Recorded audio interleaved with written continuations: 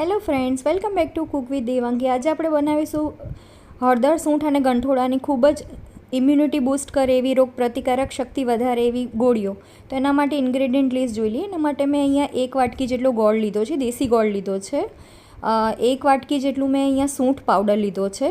2 મોટી ચમચી ગંઠોડા પાવડર લીધો છે અને 1 ચમચી હળદર પાવડર લીધો છે. હવે ગોળ આપણા શરીરમાં ખૂબ જ તાકાત આપે છે અને આપણે શરીરને સ્ફૂર્તિલું બનાવે છે. ગંઠોડા પાવડર છે એ આપણે શરીરમાં ભૂખ જગાડે છે અને સૂંઠ પાવડરથી બાળકોની શરદી અને ઇમ્યુનિટી બૂસ્ટ થાય છે. અને હળદર છે એ રોગ પ્રતિકારક શક્તિ વધારવામાં મદદરૂપ થાય છે છોકરાઓને. તો અહીંયા મેં 4 સામગ્રી લીધી છે. એ બધી જ સામગ્રીને આપણે એક બાઉલમાં મિક્સ કરી દઈશું.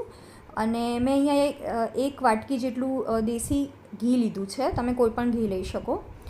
હવે ઘી આપણે જરૂર મુજબ જ એડ કરીશું. તો સૌથી પહેલાં બધી સામગ્રીને મિક્સ કરવા માટે મેં એક બાઉલ લીધું છે. એમાં સૌથી પહેલાં 3 મોટી ચમચી આપણે ઘી એડ કરી દઈશું. ઘી આપણે જરૂર પ્રમાણે એડ કરવાનું છે. પહેલાં 3 મોટી ચમચી આમાં એડ કરવાનું છે. ત્યારબાદ તેમાં દેશી ગોળ એડ કરી દઈશું. જો તમે વ્હાઈટ ગોળ લેતા હો તો તમારે તેને ગેસ પર થોડો ગરમ કરી લેવાનો. અહીંયા મેં દેશી ગોળ લીધો છે 1 કપ જેટલો. એમાં આપણે દેશી ગોળ બધો જ ઘીની અંદર મિક્સ કરી દઈશું.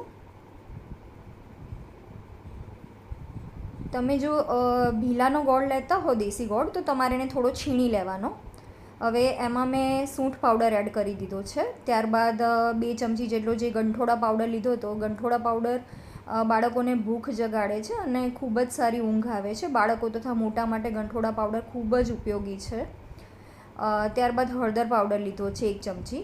હળદર પાવડર તમે તમારા ટેસ્ટના અકોર્ડિંગ વધારે કે ઓછો કરી શકો. હળદર આપણી રોગ પ્રતિકારક શક્તિ વધારવામાં ખૂબ જ મદદ કરે છે. હવે એ બધી જ વસ્તુઓને ઘી ગોળ સાથે મિક્સ કરી દઈશું, સૂંઠ, ગંઠોડા અને હળદરને. તમે જોઈ શકો છો એ રીતે મિક્સ થઈ ગયું છે. હવે મને અહીંયા થોડા ઘીની જરૂર પડી છે ગોળી વાળવા માટે. તેથી મેં અહીંયા 2 ચમચી થોડું વધારે ઘી લીધું છે. જે આપણે 1 બાઉલ ઘી લીધું હતું એમાંથી જ મેં 2 ચમચી એડ કર્યું છે, કારણ કે સૌથી પહેલાં આપણે 3 ચમચી એડ કર્યું હતું. હવે બધી જ વસ્તુઓને બરાબર મિક્સ કરી લઈશું. તો આપણી રેડી છે આપણી હળદર સૂંઠની ગોળીનું બેટર. હવે આપણે એની ગોળી વાળી લઈશું. ગોળી માટે વાળવા માટે અહીંયા આપણે હાથને સૌથી પહેલાં તો ઘીથી ગ્રીસ કરી લઈશું.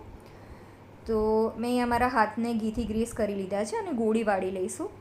તમે તમારી સાઇઝ ગોળીની વધારે કે ઓછી કરી શકો. અહીંયા મેં મીડિયમ સાઇઝની ગોળી બનાવી છે. જો તમે બાળકોને આ એક ગોળી આપો તો એમની રોગ પ્રતિકારક શક્તિમાં ખૂબ જ વધારો થાય છે. ચોમાસામાં બાળકોની જનરલી રોગ પ્રતિકારક શક્તિ ખૂબ જ નબળી પડી જતી હોય છે, જેથી બાળકોને શરદી, કફ તથા અલગ અલગ તાવ જેવા રોગ થતા હોય છે. તેની સામે આ બાળકોને રક્ષણ આપે છે અને બાળકોને થતી એલર્જીક શરદીથી પણ ખૂબ જ આમાં રાહત મળે છે.